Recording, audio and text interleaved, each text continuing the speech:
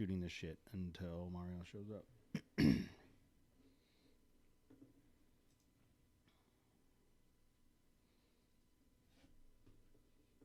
Maybe it'd be more impressive if I had the music up, maybe?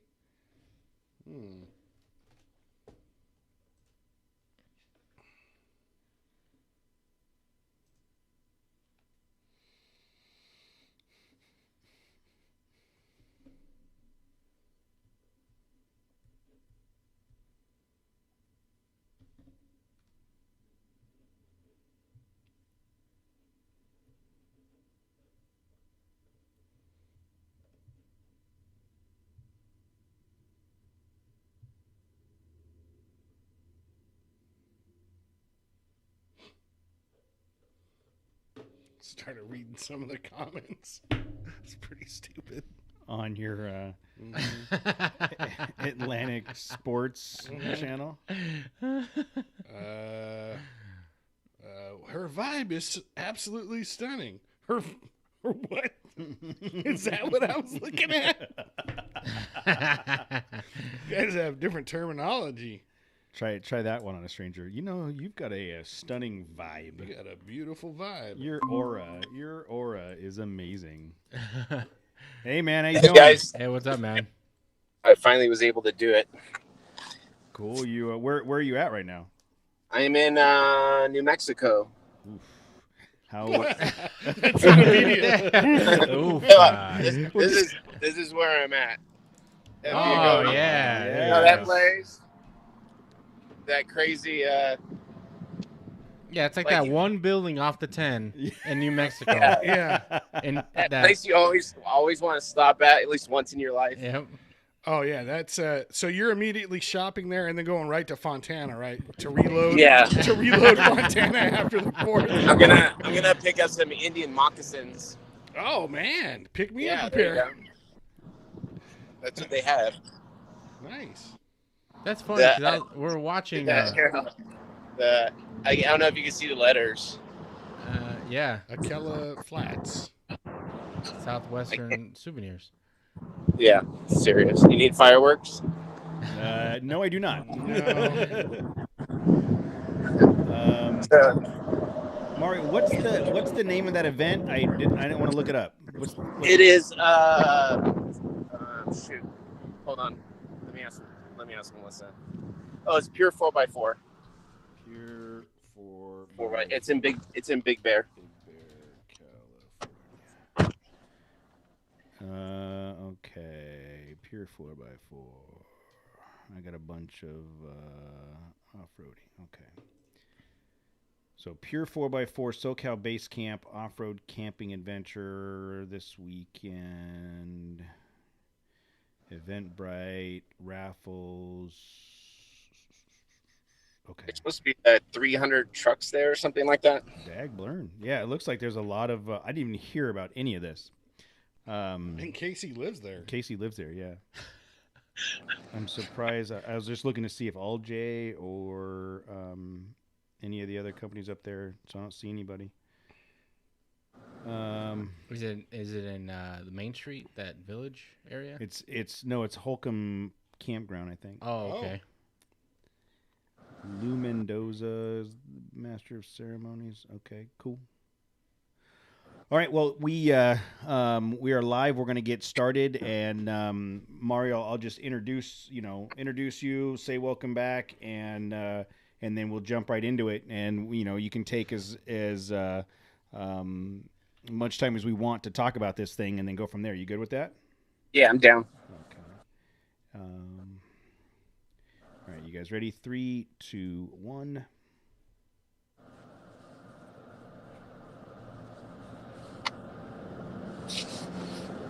Hey, everybody. It is 6:30 on Tuesday night, and we are live in the studio sitting in our comfortable seats in Eastvale, California. And My seat's not very that's comfortable, right. dude. You guys hate your seats. And sitting in some random fireworks store parking lot in New Mexico is Mario Rago from Rago Fabrication. How you doing, man? I'm doing great. How you guys doing? Good, dude. Thanks for coming. It's been a long time. We haven't talked to you guys in a while. We've been kind of hiding out, I think, bunkering down, and you guys are still out in the world doing stuff. How's everything going on the Rago side? So far so good. People went dormant, but off-roading never did. So Yeah. And on some of our Instagram conversations, you said that your beautiful bride is having a birthday here pretty soon, right? yeah, tomorrow's her birthday. So I said, congratulations. We're going on a road trip to California. Happy birthday, Melissa. I hope you're. I hope 26 treats you well. I do. Yeah. That's every girl's dream, to be stuck in the car with me, smelling it all the way down California. That sounds about right. I think you're dead on there. So you guys, we've I think we've had you guys on the show a couple times, and for those of you that don't know, Rago Fabrication makes unbelievable products for your truck and outdoor accessories. And you guys are based out of Texas, and you are driving into California right now, right? That is correct. So what brings you across the great Southwest? So there's a show. This is my first time going. It's called Pure 4x4, and it's in Big Bear, California. And I'm kind of excited because Big Bear is a beautiful place. Yep. And there's pine trees and all sorts of good things. It is. Yeah, it's this event. I guess is back in. I think you were saying, Cody, in Holcomb, in the Holcomb Valley, that camp area. Yeah, well, so I just based on Mario's input, I just looked it up. Pure 4x4 SoCal Base Camp. It's Friday through Sunday, August 13th through 15th. That's this weekend. And it says the location is the Holcomb Valley Ranch, Big Bear, California. You can see if I can get tickets. So if you go to Eventbrite, it says that you can get tickets sold out. So no, there's. You need tickets. You can't just No. This is a ticketed event. Yeah. This is a ticketed event. So it looks like there are some RV spots available, a 4x4 workshop available. But how did you guys get connected with this, Mario? We've actually sponsored it the last 3 years, but never attended because we were always so busy. Okay. So because COVID's over and the world is coming out of their cave now, it's a good opportunity for us to get back on the road and go to events. Yeah, and looking at the flyer for this event, there's a lot of, it's huge. I mean, there's a lot of big name vendors that are participating in this. It looks like, it's got live music from Keone Thompson, who I don't know who that is at all. Well, in this guy's defense, all you know is Dave Grohl. Yeah, well, yeah, for sure. So, you're just scanning, looking for Dave Grohl on whatever list you're reading. Yeah, I don't see Foo Fighters anywhere, so there's no music apparently. Rob Lucci and J Matt. The Masters of Ceremonies is Lou Mendoza. There's a cook-off. They're gonna have paella. Ooh, paella is good. What is that? It's like a Spanish rice? stew. Yeah, with a bunch of seafood and stuff in it. Ooh, like jambalaya? Yeah. $30,000 in prizes. Man, what? So are you guys, Mario? You guys going out there to set up a tent and do your normal event stuff?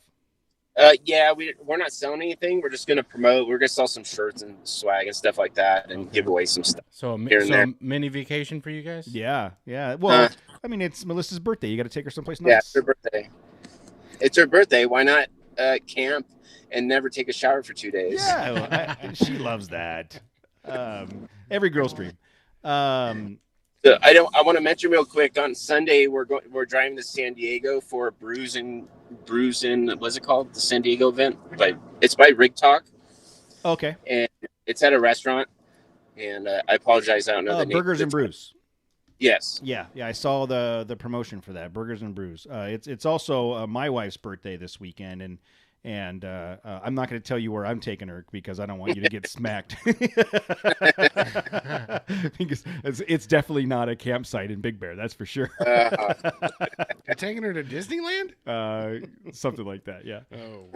Oh. So what you guys are in New Mexico? When are you gonna actually make it to Big Bear? We'll be there tomorrow. Oh, okay, cool. And then are you guys going to go straight to the campsite and stay there starting tomorrow? I believe they were required to be there Friday morning. So we'll probably, if we can get a room in Big Bear, we'll chill up there for a little bit. Okay. In a real hotel or something. Stay away from the Night's Inn. Yeah, I cannot not I was gonna recommend that place. I was gonna recommend Nights In. No. Sleep on a dock somewhere rather than the Night's Inn. I Sleep told on you. somebody's boat. The last time we went there, the Night's Inn was no more. Somebody else had bought it. I doubt that it's any better, but Look, just because somebody else bought it, it needs to be knocked over. Is what needs to happen, or lit on fire. Yeah. One or the other. there's a lot of VRBOs and Airbnbs up there in Big Bear. You should be able to find something. I would put you up at Mom and Dad's house, but they don't live up there anymore, so that doesn't help. So you're gonna get there Friday, and it looks like there's live DJs and fishing and swimming and all kinds of stuff up there. What kind of stuff are you looking forward to participating in? I just want to mingle with people because normally when we go to these shows, it's just sell, and we never get to go anywhere away from the booth. So I just want to go talk to other companies, and since we're camping, there's a nightlife that the normal people don't know about, and that's when the networking really starts, if you want to call it that. Yeah, networking. That 12-ounce networking. And in the morning, you don't remember what you agreed to at all. Exactly. You get an email a week later, and they're like, "Remember when you said that you would give me all that stuff? Yeah. Who's this? Yeah, who this? Who this?" This is actually why my wife wanted to go, so she could regulate me. Yeah. Cut me off. Yeah, but she knows better than that. Good luck. Regulate this. You're doing shots. Oh man. So the Pure 4x4 group. So you said you've sponsored them in the past. What is their like? Are they a Facebook group, a club? What's the background? I think they're a club. They're event coordinators. Okay. I think they just put on events. Yeah, a large amount of their proceeds go to Corva. So. Oh, very cool. Very cool. Yeah, I'm looking up. They've got a Facebook page. I'm sure they've got an Instagram account somewhere. Yep, Instagram is Pure 4x4. This is cool. When did you guys get connected with this event? How long has this been in planning? With this event, I mean, it seems like everything's last minute for some reason because everybody's playing catch up because they don't know if they're going to shut down the country again or what's going on. Yeah. But we connected with them, I think, 3 years ago when they were most likely a lot smaller, and then we would sponsor the event and give them products so they can give away and stuff like that. But, do you plan on doing any four-wheeling while you're camping or while you're in Big Bear? I don't know. It depends what they got going on. Normally, I don't four-wheels. I don't go off-roading during shows because I use my car to show product, and it's really difficult to do that. And then if I ruin my car, my wife would be super pissed. Well, and then you still got to drive all the way back to Texas. Yeah, drive to Texas. Yeah. It's I love to go off-roading, believe me, but I also want to get back home because I got kids I have to take to school and stuff. Yep. So. Yep. Well, there's plenty of places to wheel up there if you want. And looking at the map, you're just north of that fawn skin area. That's where like that the squeeze 3 and 16. All that stuff. It's beautiful up there. Super cool areas up there. And my brother's up there, so if and when you get stuck, let me know. I'll have him come get you. Nice. If a bottle cap gets stuck and he needs help opening some beers or something, that's the only thing that's gonna get stuck. Oh, we should. And Casey will help you with that. We should send Mario over to critique the bumpers that Casey's building right now. Oh, so my brother, maybe lend a hand. Yeah, my brother is Casey's fabricating some custom bumpers for the Frontier front and back, and it was a I think I'm going to do this in a weekend, and it turned into just chopping stuff up. Next thing you know, we're getting pictures of the front end of his car cut off, and he's just trying to, he's trying to get all that stuff fabbed up. He's hip deep now. Yeah, now it's done. As they say in poker, he's pot committed. Yes, yeah, it's done now. The front end of his Frontier is chopped off, so he doesn't have a choice. So the how long does it take you to drive from Texas to Big Bear? 16 hours. That doesn't seem that bad. No, it half the drive is just through Texas. Yeah. You know, the state's so big, so it's actually the worst part of driving because there's nothing. Yeah. Well, from my perspective, there's nothing in Texas, no matter where you're at. I've driven through Texas, Really? And it's like 3 days of, God, when is we have to be out of Texas now. We've got to be near Georgia at this point. And finally, after I don't know how many days, how many hours of just seeing the same shit, you finally see like the Louisiana state line. Yeah, exactly. And you're like, oh, Oklahoma. Oh my God. You get all excited. And it looks the same. It's not, you're just excited to not be finished with Texas. Yeah, it's huge. Well, let's go. Yeah, what other stuff do you guys have going on, man? I know you've been cranking out products, and what's exciting in the Rago world? We just released products for the first gen Sequoia today. Ooh. And that's in high demand. We just saw a Sequoia today, and I told Jose to get one, and he said no. Dude, I'm gonna go for another old Toyota. Yes, like make times 2. The whale. It's the latest version of the whale. Yeah. So we have the molly panels for the back, the shelf, the gas skid. We have ditch brackets for it, and then factory rail supports. Currently, so. It's a market that's very desperate for products, so we went ahead and did that. And we have we got a booth in SEMA this year. Nice. So when you guys go, you can hit us up. Absolutely. We just got recently got some news about us being at SEMA. So that the expectation is that someone from the team, if not all of us, will be at SEMA and Offroad Expo. Yeah. We're going to go Offroad Expo Mountain, or that's what is that? Overland Expo Mountain in Colorado. Yeah. In 2 weeks. So we're going to drive home and stay home for 2 weeks, go to Colorado. And we're going to be, I think we weren't able to get a booth at Overland Expo West this year, but DeMello Off-Roads letting us hang out with him. Oh, very cool. Cool. Yeah, Jason's a cool guy. Yeah, for sure. How long is the event in the Off-Road Expo event in Colorado? Is it 2 days? Most likely. Honestly, like, it's funny because I do so much other stuff. My marketing team's like, hey, you want to do this event? I said, let's do it. And then I'm just go get it done. They're like, you need to be here at this time. You get an alert on your phone, a day, 24-hour reminder. I need to be here in 24 hours. Yeah, you should be in Colorado this time tomorrow. So that means I'm like an off-road Kardashian. When's the video come out? That's what I want to know. I don't want to know. It'll probably be just me in the video, drunk. Yeah, that's all I want. That's all I need. That's all I need. So it's like more of a David Hasselhoff video when he was on the floor eating that cheeseburger. That's right. That's glorious. Don't tempt me. I'll do it. That's the next marketing blitz right now. That's marketing team, Rago marketing team. We got ideas. Bring it here.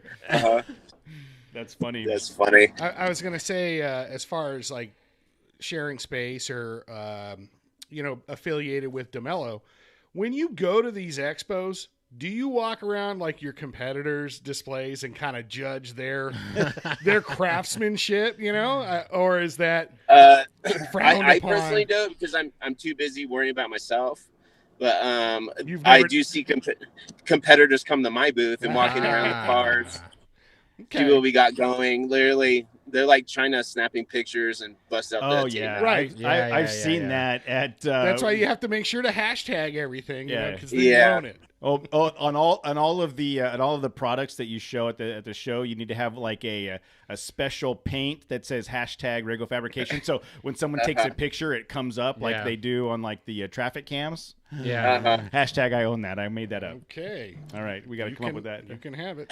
But yeah, I was at SEMA one year, and you're absolutely right. There was a group of gentlemen going from booth to booth to booth, just snapping as many pictures as they possibly could, and until somebody walked over and stopped them. Yeah. And then at one point I saw there were people working in tandem, and they were distracting the people in the booth, like asking questions while the other one was taking pictures. Oh, it was wicked. Yeah. Wow. Yeah. Full on tape measure in their pockets and yeah. That's been a big deal.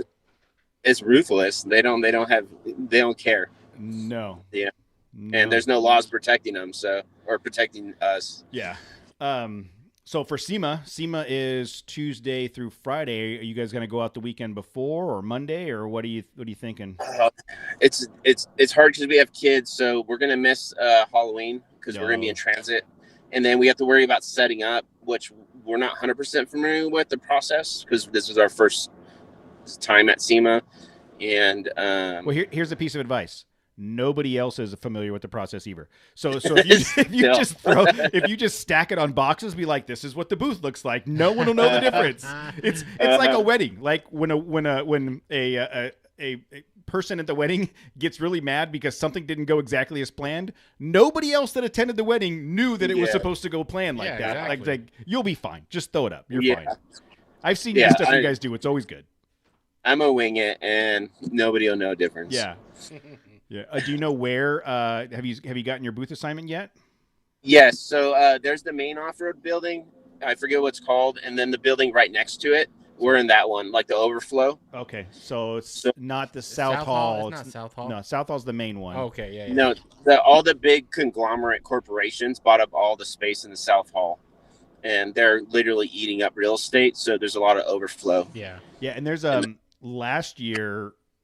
My understanding is that last year there were a handful of companies that pulled out of SEMA before it got canceled. And the way SEMA works is if you're on a list, if you go every year, you're top of the list. The minute you pull out, you lose your spot. So there were a couple large companies that pulled out, and other people came in and bought their spots, so there's going to be a shakeup in advertising this year on like where vehicles and banners and stuff are placed this year. Yeah, it's going to look super corporate, I think, this year because the spaces they have, and they own like 6 different companies. Yeah, and I don't know if there'll be new products out that we don't know about by now, but we'll see what happens. I was talking to someone the other day, and they were talking about featuring vehicles, and I made the comment that it's just going to be a sea of Gladiators and Broncos. Like as far as the eye can see, find some. It's gonna be literally like the Bronco puke babies all day long. That's it, Bronco. Yeah, I don't know. I don't think there'll be enough frontiers at that point. There'll be some, but there's not going to be like right now. Every aftermarket manufacturer is buying a Bronco, so that they can outfit it for SEMA, right? Correct. Either a Gladiator or a Bronco. I already saw a YouTuber. He bought a Bronco, and he's already going to swap it out for a V8, like a V8. We don't have YouTube money. I'll tell you that. The Trailchaser podcast does not make YouTube money. That's for sure. We make money. No, not at all. So are you in your booth? Are you going to be able to feature a vehicle, or is it going to be just products? Or we're going to bring the 4Runner, and I'm designing products we don't normally design to put on that 4Runner. I hope I don't miss my mark and can complete it. But no one will know. No one will know if you don't. Just whatever ones you do get done, bolt on. You're good. Yeah, I'll put on. So I redesigned the front low profile bumper for the 4Runner. Oh, cool. And designed I call them wings. They're like the high clearance additions that you can add on there. They're not for sale yet, so that'll be on there. And I designed a roof rack for the 4Runner that's on there currently. So I have to design a rear bumper and almost everything I already make for that thing. So if you want a rear bumper that looks like a 2x4 sheet piece of metal, I got a prototype sitting up in Big Bear for you. You can check it out while you're there. I bet. So it'll be cool. Casey sent a message in the chat. He said it's coming out dope. It is. I'm really impressed with what he's done so far. But at this event, you're just coming out in the truck. You don't have the big trailer. You don't have all the product, any of that stuff. No.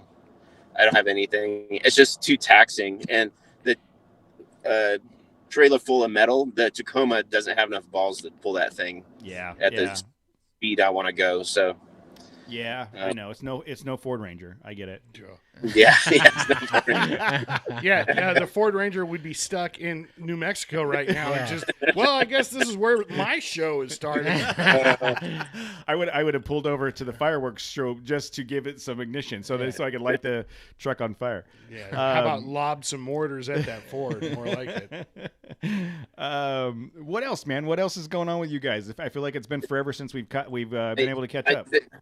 There's a lot going on, but it seems like nothing's going on. Yeah. You know, like there's such transitions. Like people are buying products like crazy during COVID, and then we had to produce, so I couldn't design. But I've been like tinkering, right? Yeah. So I made a knockdown barbecue just because, and spatula, fork, you know, and just fun stuff I tinker with, and now SEMA's coming up. It's time to get serious and stop playing around. Yeah, because it is not far. It is what 8, 9 weeks. 3 months. Oh, 12 weeks. Yeah. So yeah, it's coming up fast. Yeah, 3 months. It's gonna be quick. So you guys need to put in your requests for work. You're fine. I don't think you're gonna get the time off. You know, VP guys. I don't know that Jose is going to be able to get the time off at work, but I'll be there. So you're rolling into town in Big Bear, going to find a nice romantic place to take your wife to dinner for her birthday. Captain's Anchorage is a would you? Never been there. I just heard mom and dad talk about it. Yeah, there's a restaurant up there right off Moonridge called Captain's Anchorage. It's very Big Bear and rustic, but it's got good food, really good food. We might do it. Yeah, it's California has a lot of nicer restaurants than Texas does. Oh, really? Where we live, I should say. There's a lot in San Antonio. Nice ones have been popping up, but we pretty much go there because we love to eat at like these specialty places, you know. Yeah, it's funny. I've only been to Texas a handful of times, and it's always been inside the city. And I always in my mind, I picture Texas as like the roadhouse, the random roadhouse with the best, the best barbecue in the world. And no, you roll into Dallas and it's TGI Fridays and Chili's, just like everywhere else. Yeah. That's funny. It's so yeah, all that good stuff's happening. I'm just focusing on bigger products, completing vehicles. We have a Lexus GX 470, you know, and I'm going to start working on that after. And you know, I honestly, people have been asking me for Nissan products, but I can't get the vehicle. I got one. I got two for you. Do I need to drive out to Texas? You can and drive back home with a bunch of no, stuff? look, he's already going to be here. Have him take the Frontier home. Yeah. He leaves the 4Runner with you, and then you guys swap in a couple weeks. Laser scan the whole thing. Yeah. Just 3D scan it. We'll be good to go. Well, I've got one. I've got one in break Casey's heart. I was going to be able to fabricate a bumper. I was going to say I've got one in Big Bear that's got most of the stuff already ripped off of it. You don't have to worry about it. That's funny. Yeah, I think the new Frontier, which we will talk about here a little bit later, is going to be a big hit, and I think it's also going to drive more attention to the current version Frontier. I think so. And you know, we love that place. I mean, we love that truck, just like we've talked about a bunch of times. Yeah, I used to own the 4-door Nissan Frontier, and I loved that thing. Yeah, it was essentially almost like a Toyota. It was a perfect car. Mm-hmm. But now, like, they don't really invest in off-road very much anymore, like they used to back in the day. Yeah. I'm hoping the new. So if you look at the new Pathfinder commercials, it's very like going back to their rugged roots, and I think the effort that they've put into the new Frontier and promoting it as an off-road vehicle, and it's got all of the off-road magazines and channels all over it. I hope that's a return to that Desert Runner, Baja Nissan, legacy. Yeah, I agree. But the Ford Ranger was supposed to do that too, and they just dropped the ball. So I don't know that I agree with that. I don't know that I agree with that assessment, sir. So I haven't seen any built Rangers. I remember at SEMA 2 years ago before COVID, it was all about the Ranger. Yeah. And I think they anticipated a bigger return on investment, but I haven't seen it yet. I see him. There's a trimmer at my work. Somebody owns a trimmer, and there's another Ranger at my work. They're lifted. They're on 33s. There's not like, they don't have bumpers, or I think one of them has rock sliders. So I see them once in a while, but not fully. Yeah, Like not like mine. Tacoma Yeah, now. not like mine. So I With a bunch of stickers on it. Yeah, I see stickers all the time. all over the time. I will. When I bought mine in January of 2020, I felt like it was the only one around. Like I never saw them. I see them all the time now. I do. I think that whether it be COVID or whatever, there was a delay in the ramp up of the Ranger, and I'm hoping that continues. I hope so. I mean, it needs a lot of improvement. Like the gasket's pretty much paper thin. So Which gasket? it needs the gas tank skid. Oh, the gas tank skid. Yeah. And the calipers stick out pretty far from the rear wheels, so it needs rear protection. Why are we there. talking to Mario? Why are we having these conversations? I will say that I trashed. I think me, Mario, and Jose could have our own show. Oh, yeah. a whole show. Boards every week. Make me sadder than I already am. The transfer case skid. I will tell you that is gone. That is. Yeah, you destroyed that. I wrecked the shit out of that thing, and I haven't put it back together. So I keep thinking that I'll have Casey make me one, or I'll bend the other one back into shape, and it's sitting in my garage. There's got to be a ton of them at Pick Apart by now. There probably is. There probably is. Do you remember where I did it? It was when we were in Johnson Valley at that cleanup. And we came up and over that hill, and you're like, watch out for that crash. Yeah, you tried following the frontier, and, you had problems. Well, I made it. I just wrecked the shit out of the skid plate. So, yes, I agree. I think there's a room for someone to make a better set of skid plates for the Ford Ranger. There's always improvement for everything. Yeah. What vehicle are you most excited about right now? Either that's already on the market or that's coming out soon? I saw a spy photo, or I don't know if it's true or not, the potentially new 4Runner, what it's going to look like. It was dangling around Instagram. It looked pretty cool. It didn't look as aggressive, but it's dynamically different, but still looks good. Okay. Pretty sure the whole body is going to be the same. They just updated the front end and probably the interior. That's not in a negative manner. That's kind of Toyota style, right? I mean, this works. So it's very iterative. It's hey, leave this the same. We're going to make this little tweak and call it brand new. You know what I mean? And they do that for a while. And I would think the 4Runner and the Tacoma are both. The next version of that is just going to be kind of an iterative change. Yeah, that's that. The Tundra is coming out. I don't know what to think about that yet. The Tundra is not the same dynamic as like the 4Runner or Tacoma. It is a full-size truck. It's a little bit harder to take on those trails, like those tight switchbacks. But our very own Jose here, after today's drive, he drove an F-150 out to drop it off, and I think he's considering a full-size now. Yeah, they are. I mean, my Tundra has so much room; it's disgusting. Yes, it's the best, man. Yes, it's the best. Every time I get in one of the work trucks, I'm like, oh, this is so roomy. Yeah, yeah. It's just so big, and obviously everybody wants a bigger engine, the smaller vehicle, which I'm never going to do. So it is what it is.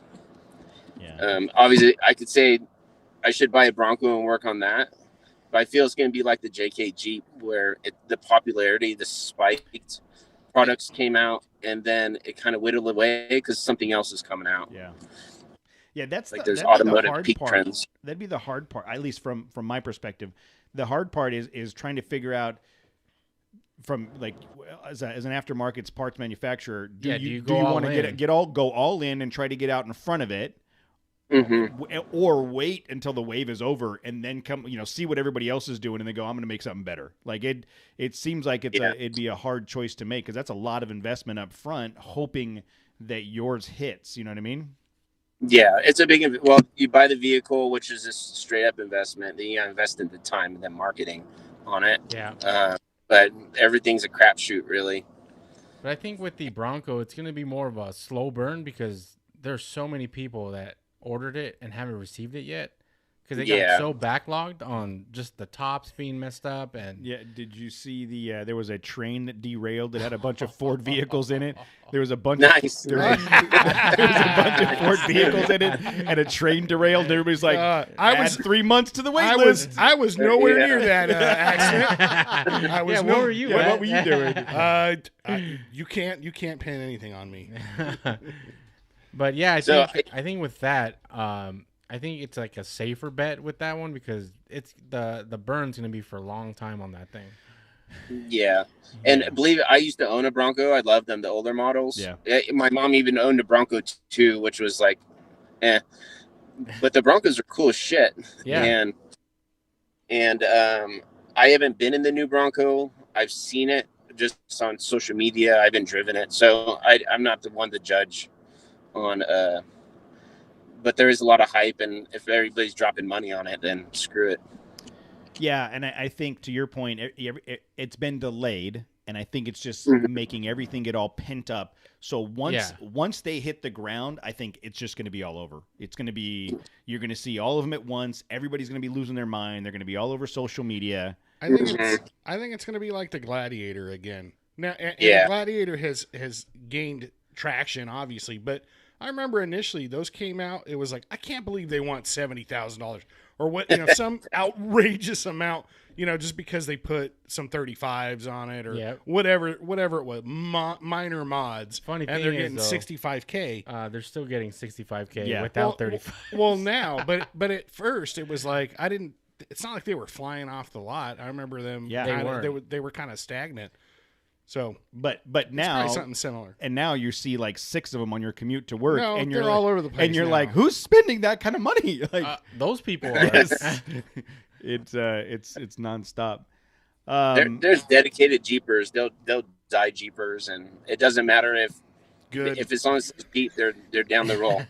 Well, and look, in all honesty, I mean, going back to 2016, 15, 16, when I bought my Tacoma, I needed a truck. I wanted a truck. I was a lifelong Jeep guy. If the Gladiator had existed at the time, I would have bought it. Whatever the money was. I want a Jeep and I want a truck. This is what I was going to buy, right? And I think buying the Tacoma was like the start of branching out and seeing what else is out there.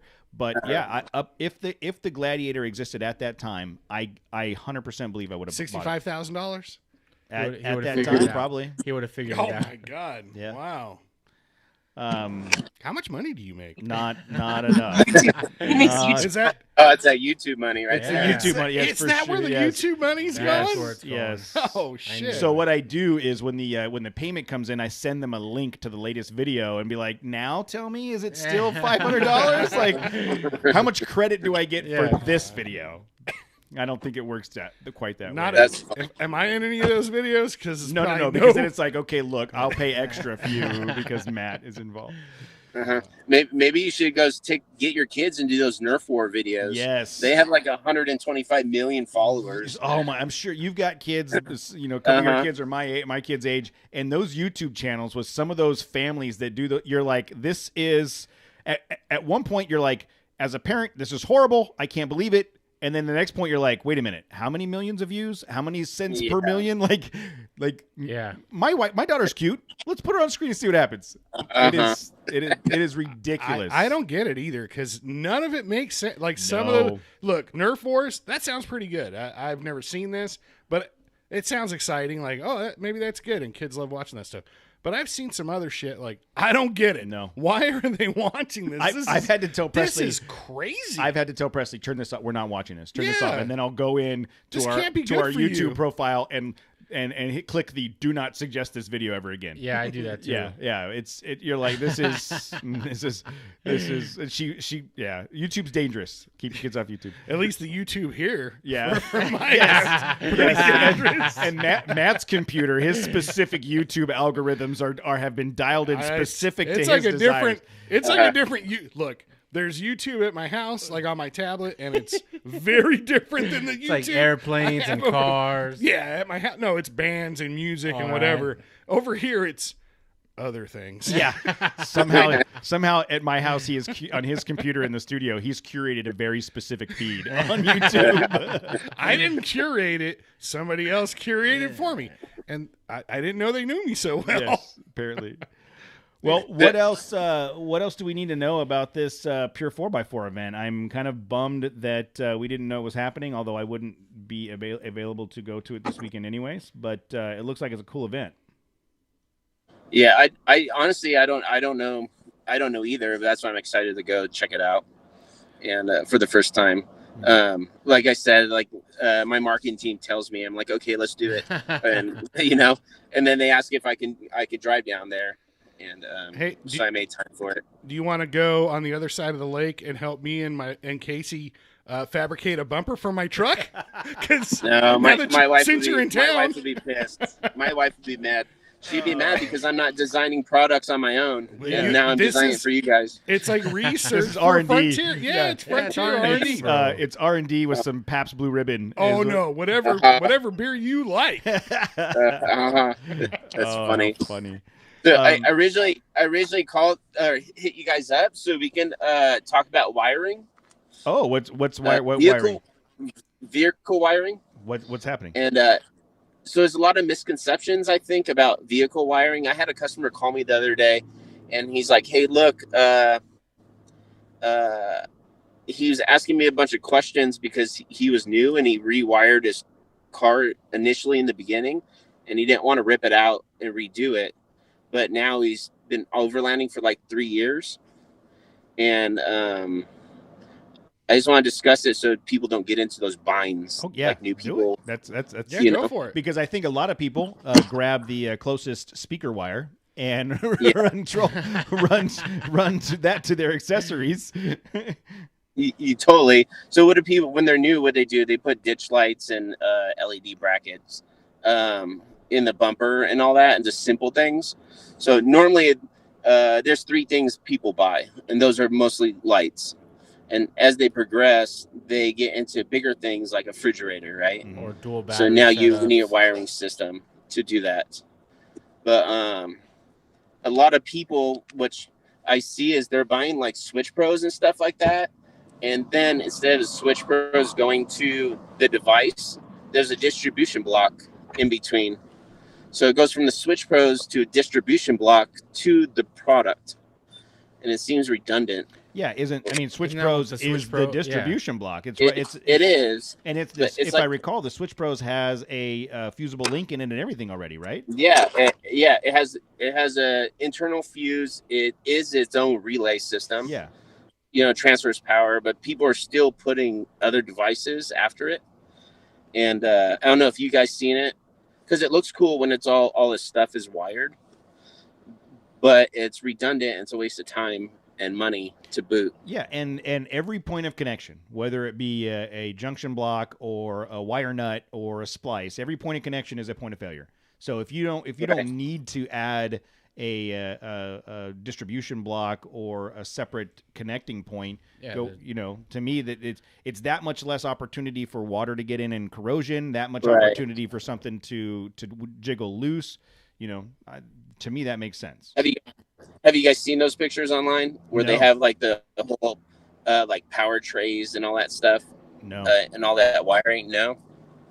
You guys need to change that algorithm. You guys are looking up on your, well, let me ask you: was the wiring switch wearing tight pants? Because other than that, it won't be on. It won't be on Matt's TV. Because I'll tell you what, it's not going to get on my. It's not going to get on my algorithm unless it does. So, you guys obviously don't wire much, huh? Not unless we have to. No. AC, alternating current. Yeah, right. In the Tacoma, you did controls. Forever, a good portion of my life was wiring low voltage, but in the Tacoma, I wired up my lights, my my winch, I did all that myself. I had a outlet in the back. So in the Ford, I haven't had to. I mean, I really haven't added enough accessories to do something with it. I will soon. I have a fridge I want to put in back, but I haven't done it yet. So do you wire it from scratch, or do you get it like a triggering system? I've done it from scratch. Right off of the. I have used distribution blocks because I didn't have Switch Pros with a fusible link to the battery, right? Using the right, I forget what size gauge it was, from the battery to the winch, and then from the for the lights and stuff. It just depends on how I'm wiring it. I did buy one of those. It wasn't the Switch Pros, but it was one of those generic. No, it was even before I knew about the trigger controller. Before we met Rory and those guys, it was a generic off of Amazon, and it's never been installed. It's still in the box in my garage. But no, I did. I bought it for the Tacoma, and it's still sitting there because I never installed it. That's so I think it just depends on what type of accessory. But what would you say is the best way to do it? Well, I kind of explained to everybody, like I'd say there's two types of people. There's people that don't know about wiring and want to learn from it, and there's people who just want it wired and don't want to have to deal with it, right? So the first person is the person who's gonna buy the Blue Sea and hook up their own fuses, and where are you gonna put all these relays, and as they're learning. But now there's people like me that I don't even want to wire it. I'll just buy the Switch Pros, and I want it as clean as possible with all that wiring mess. But I try to explain to people, choose which person you are, because they're both the same cost in the end. Yeah. Because all that stuff you buy, the Blue Seas, it's not cheap, and then it ends up being the same cost as the Switch Pros. Yeah, that has an app on the phone. You can control the on-off, the pulse, the button positions, and so I don't. There's people now, especially in Southern California, that do wiring, like Wire by Greg. Yeah, he's by you guys, and sponsored by Wifey does wiring. Yep, it's so common now. Yeah, and there's a lot for certain vehicles and certain accessories. There's already wiring harnesses ready to go, right? They can plug into the existing, I'll call them Molex connectors from the factory, and get your fog lights and the whole thing. And when it comes to wiring, simple is better in most cases. Like I said, eliminate as many of the connection points as possible, and yeah, it's when you start changing. So going back to like the older Jeeps, the CJs and stuff, when I was 19, 20. We stabbed as many steak-ons as we possibly could onto the battery looked like it was exploding with different wires coming out in every direction, right? And you don't realize that every time you do that, you're compromising the integrity of everything else in the system. So then when the Jeep wouldn't work, you're like, well, shit, let's take these 10 wires off and see if that's one of it, and then see if we get the vehicle started again, right? You learn from those mistakes. But oh my gosh, I get those customers, and they're like, hey, look, they're tapping into the factory fuse box, like under the engine bay. Yeah, please do not do that. Or have you seen the one where they take the wire, they strip it back, and then they push the fuse in and push the wire in to hold it, and the fuse comes out? Have you ever seen that? No. Oh yeah. I need to tap off the fuse, so they just strip the wire back and push the fuse in and use that to push the wire in, and that's powering the power leg going out. Wow. Yeah, I had a buddy that's smart. I had a buddy that he wanted his CB to work off the ignition, and that's how he accomplished it. He found a wire that was hot off the ignition and I found nice. it. Oh my Nice. God. Well, you know what? That just keeps our mechanics and our electrical experts busy. Thank God for those people. Yeah. Or the fire department, or whoever you choose. Of course. When your truck is a smoldering wreck on the side of the road, you got to go buy a new Ranger or Tacoma or whatever. Thank goodness. Yeah, it's just hilarious. Because I'm a manufacturer, I get random questions all the time. We make air compressor mounts, so we sell the air compressor with it. But then they call me for wiring advice, and technically, that's not our job, but I'll help out the person who has some sort of electrical background. because, you know, if you give advice to someone that doesn't have any knowledge, it's going to be all my fault. Yeah, exactly. Yeah. Then they're calling you, You know? hey man, you told told me. you Yeah. told me red and black go together, and that's what I did. And now my truck's on fire. Oh. I would, excuse me, sir. Let me tell you, You misheard me. tell you Yeah. one of my favorite wiring stories. Like, so the, you know, early 19, 20, 21, the only wiring I had done was Christmas lights with my dad and stuff on my vehicle, on my Jeep, right? And my dad taught me red is hot, black is not. Okay, great. So I get into the air conditioning trade, and I'm up in the attic. Oh, man. I'm up in the attic, and one of my mentors, a guy that I still talk to today, 20-some years later. How many circuit boards did you go says we're trying to wire up the outlet for the furnace up in the attic, and Oh, and he's okay. like, "Do you know how to do electrical?" I'm like, "Oh yeah, I've done a bunch of it." He's like, "All right, you know, do you know how to, you know, blah blah blah." I'm like, "Yeah, red is hot, black is not." And he's like, "Where'd you hear that?" I said, "My dad." He said, "I'm sorry to tell you this, kid, but your dad's trying to kill you." and so I called my dad, and he's like, "That was just for vehicles. That's not how it works." So yeah, my buddy Tom thought for sure my dad was trying to kill me. Well, it's probably 220 volt too. Yeah, it's a very different world when you're between vehicles, 12 volt DC and AC work. It totally is. After the Navy, I went to housing industrial electrical school, Okay. so I could learn all that. And like my mind was blown just on the color differences. Yes. Because then we were remodeling our house before, and I was trying to apply the same theories in vehicles, and shit did not work. Yeah. No. It was completely wrong. And when you start getting into commercial electrical and they start throwing brown and orange and yellow in there, you're like, "Oh, this is all weird. This is all it's all Or funky." they put three pole switches in there, and then like all this other crap. Yeah. I had some kid call me. He used to, he was one of my helpers back in the day, and he was replacing a thermostat. So this is probably 7 years after we had worked together. And he's like, "Yeah, Matt." So he's trying to tell me, like, you know, red, power, blue, common. You know, there's like the 5 wires. There's Red, white, blue, yellow, green. Yeah, exactly. And so green blower, you know, that's like the typical way to do it. And he's like, "Yeah, so I don't have continuity in the green wire, and I can't get the blower to come on." "Yeah, how many wires? Is it like 8-strand wire?" "Yeah." "Okay, use a black one." "Yeah, but it's black."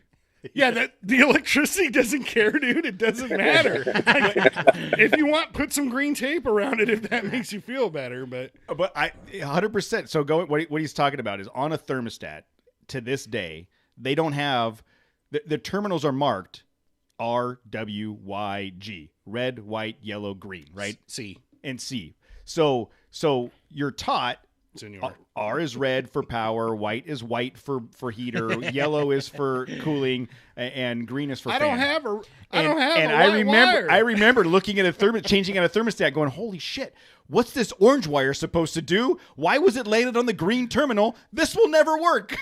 Or what'll really mess you up is there's an O terminal, Yes. like for a reversing valve or something, and you wire up, you put that orange wire in there, and it ain't doing shit anyhow. HVAC Talk 101. So the point being, wiring is complicated. If you're not good at it, reach out to somebody that is, or at least do your research before you start plugging. But I mean, that's like so nowadays everybody watches YouTube. I do it. Like I pulled my my Hilti apart, you know, like my RAM set, you know, for shooting pins a few years ago, and I was having drop. I cleaned it out really good, and I couldn't get it back together. I was like, "What the fuck is wrong with this thing?" So Hilti has a YouTube channel, and you know, this is how you put it back together. And I was like, wow, thank God for this YouTube. You know, Hilti had a YouTube channel because it was that quick and easy to put it back together.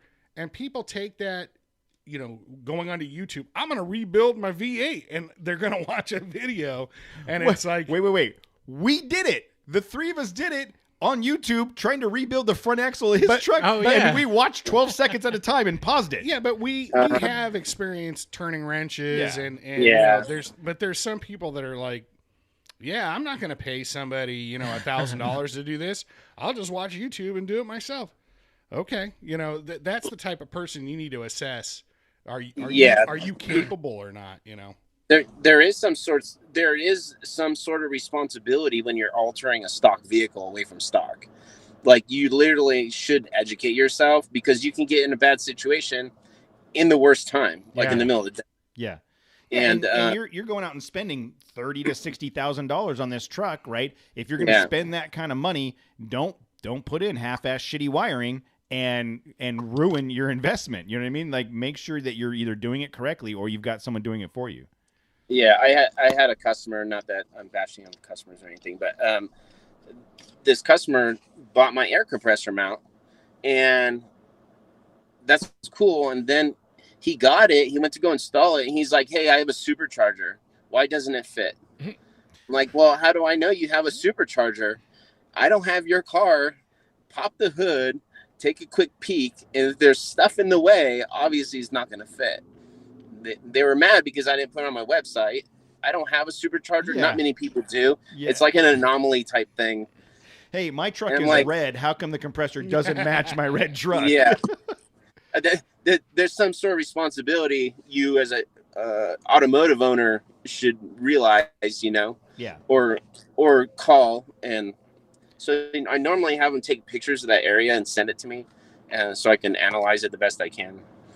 But it's just something to think about if you're going to be an off-road. Yeah, and tools are going to be involved. And that's a good point. Every modification will impact your ability to or need to do another modification, right? So if you put a turbocharger on there, you may not have room for an air compressor. If you put an air compressor on, you can't put a turbocharger on. If if you mount a giant bumper, you can't put this piece on there. I mean, that's the whole, like, the idea of think about your build beforehand, where you want to go with it, and not like, well, I have $95 and this is in my Amazon cart, so I'm going to buy it now. Yeah, totally. I put the front bumper on the 4Runner, and all I had was a crappy spacer lift, and with the winch on there and all that 4Runner it dives. So I hit the brake and it literally dives so bad, and the steering, it's so darty because you have to redo the alignment after that. And I don't care because I don't ever drive it, but it's horrible to drive. But you're not calling the people that made the bumper, or that made the puck lift. Be like, how come my bumper doesn't work right now with your lift? You know what I mean? Yeah. I right now I'm only yelling at King because they won't give me shocks till next year. Oh no. to fix it. Yeah, I think that's everybody is trying to get parts right now. We got some icons, so it's going to go on there. But nice. But those are the things people need to be talk about. I don't think people talk about the non-cool stuff like that because it's not cool. Yeah. But it's the non-cool stuff that will save you from spending more money or getting out of a bind. And the non-cool stuff, like to your point, is if you don't pay attention to it, it will get you in trouble at the worst time. Mm-hmm. Yeah, definitely. And then especially if you're a daily driver, the last thing you want to do is piss off your boss because your car keeps on breaking. Yeah. Yeah. Yeah, and Jose, or you keep locking your keys in your car. Second time, dude. That's when you ask for a raise, because that piece of shit you've been driving because you can't. Look, man, I'm trying to get to work. I don't make enough money to get a new car. You son of a bitch. That's an interesting approach. I don't know how I would. That's the approach I would take. Is that exactly? I might not say you son of a bitch, but that's funny. So having tools in your car is just as important, and knowing how to fix it. Because if you don't have cell reception, there's no YouTubing that. Yep. Yeah. What to do when car on fire? Yeah. First thing you do is you buy that cell phone booster. Yeah. The Wii Boost. Your first wiring project.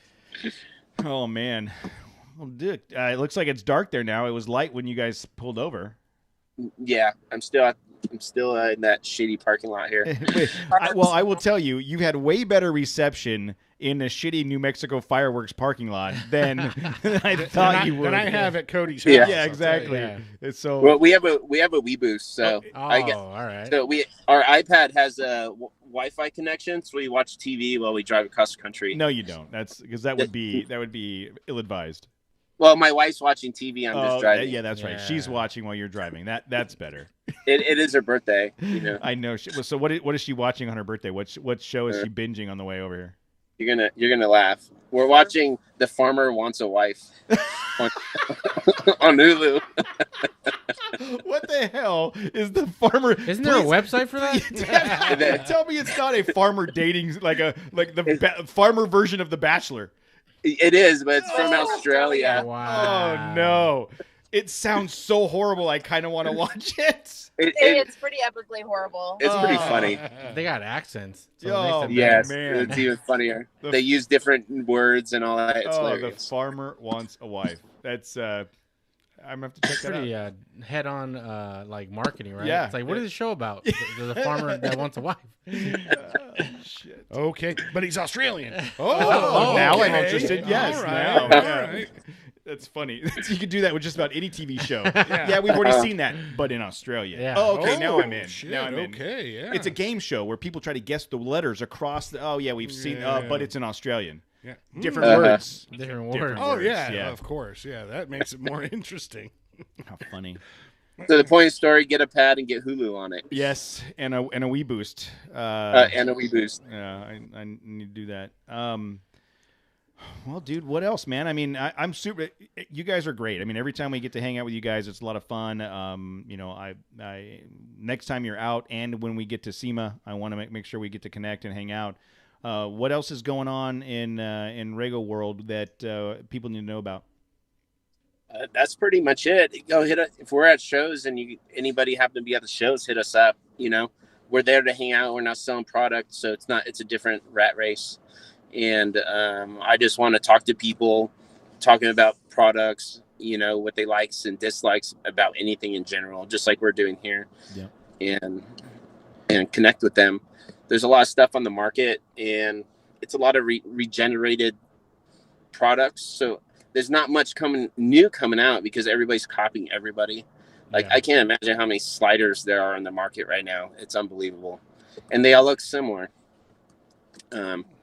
You know, Yeah, and pretty then soon China will be making sliders soon. yeah, and then with new products like the Frontier and the Bronco and those things coming out, it's going to be like we had talked about. It's either going to be the first wave of people all coming out with something, and then or the iterative the wave afterwards. It's a little bit different because because think about it. I mean, if you're a manufacturer, we'll use sliders as an example. I would suspect that if you've been making JK or JL sliders for the last 5 years, you get a Bronco, you're going to go, okay, hold those up there, trim it on either side, and where's the brackets going to go, right? I mean, you're not going to retool everything to make it different. You're just going to go, like I said, chop the brackets You're off. gonna modify what you have. Yeah, exactly. And then you're like, look, first one to market because it's this, you know what I mean? I don't know that there's going to be a lot of innovation at the beginning. That Bronco has, like, the front bumper was designed to work, you know? So I'm excited to see what designs people are coming out with that looks better than that front bumper. Yeah. You know? Yeah. And if it looks worse, then why even change it? Yeah. You know? Well, come on. We've seen some people that do some things to their vehicles that are definitely worse. And you're like, that was a bad decision. You shouldn't have done that. I'm looking at you, Angry Eyes. I'm looking at you.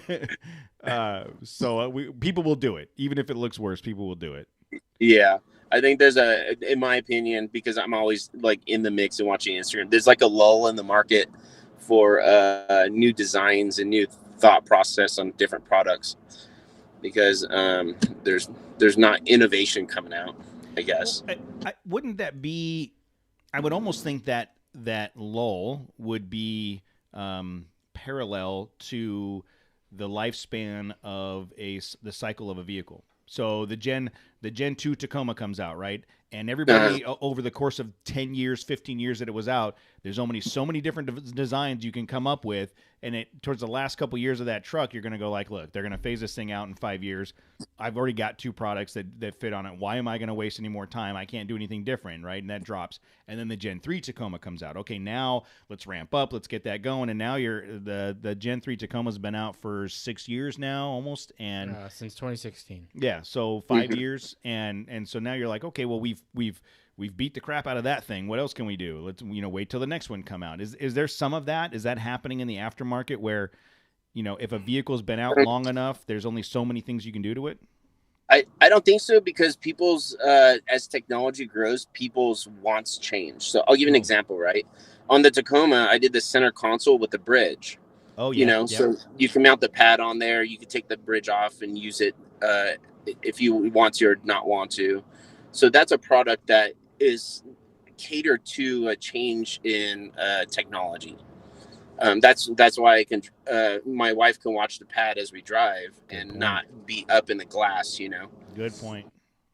And so that's one thing. Like we did the Molly panels, but then we came out with the shelf. Mm-hmm. That was a thing we solved because the 4Runner had no room. Mm-hmm. There's little things like that, but things like that are not happening across the market. And that's a really good point, Mario, because like those types of innovations are so everybody's going to come out with the bumper right away and the sliders right away and all that stuff. Right. But making the vehicle more functional for more overlanding, for capacity, for whatever, that's now, it's like honing in on perfecting a vehicle over time. And that's a really good point. I didn't think about that.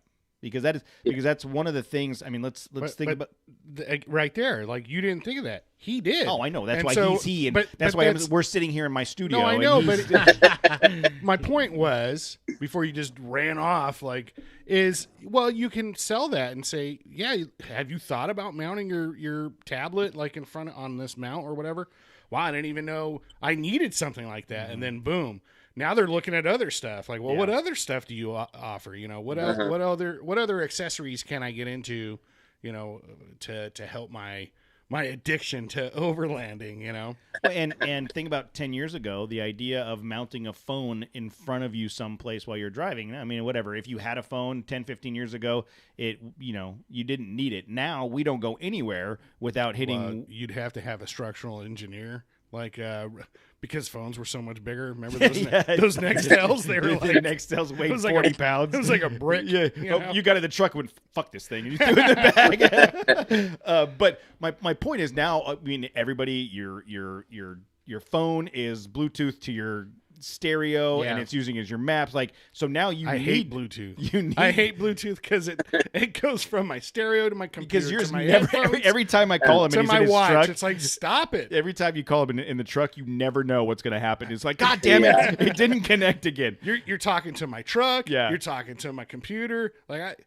If it's so smart, why can't it tell what I want it to talk to me on? But yeah, that's a really good point. Like making that more functional. And right now I have one of those magnets for my phone. Fucking thing. Every time it falls, honestly, I have the so I had the quick. Was it the? I want to call it quick fist, but it's not. The RAM with the RAM mounts. Yeah. The X one that they make. Yeah. And I've probably dialed 911 accidentally because those pins hit the right buttons. Oh. And it calls dispatch. So, and then on top of it, I don't watch music videos while I drive. I definitely don't do that. So I have the Pro Armor, and it's cool because with the phone mounted, I can choose whatever vertically and then immediately turn it horizontally, and it just pivots on a ball. And it comes off easy, and it won't dial 911. That's very cool. And it's on a magnet. I wish they're not very popular in the overlanding market, but it's the best mount on the market because of what I like to do. Not watch music videos? Yeah. I watch music videos. Sitting on the 405. I got to see that Alice in Chains video again for the 25,000th time. And then bam. That's what I got to do. So, what was the name of that mount? It's Pro Armor. Okay, I'll have to check that out. It's Mob Armor. I apologize, Mob Armor. Mob Armor. Okay, we have Mob Armor stickers on the wall back here. We got one of the events. They're in California by the beach. Yeah. So that's a cool that mount is it's an awesome mount. It's a magnetic base, but I won't put a magnetic plate on my back of my phone. There's different versions of it, but the conventional one that holds the iPhone is the shit. I'm gonna look it up right now. Mob Armor. Cool. Well, it's funny. I kind of initially thought since you were driving, this was just going to be a quick 15-minute check-in. How you doing? and here we are, later. an hour later. But I'm totally cool with it. Yeah. And somehow your wife has been able to stay off camera and off mic most of the time. That's not like her. She's watching the farmer Yeah, show. she's watching the farmer show with her headphones in. I'm not watching the farmer show. I'm just making sure everybody's on their best behavior. Oh, Right? no, that's not going to happen with this group. You know that. I'm supervising you guys. Well, we need as much supervision as we can get. We've already cussed like a bunch of times. Yeah. That's funny.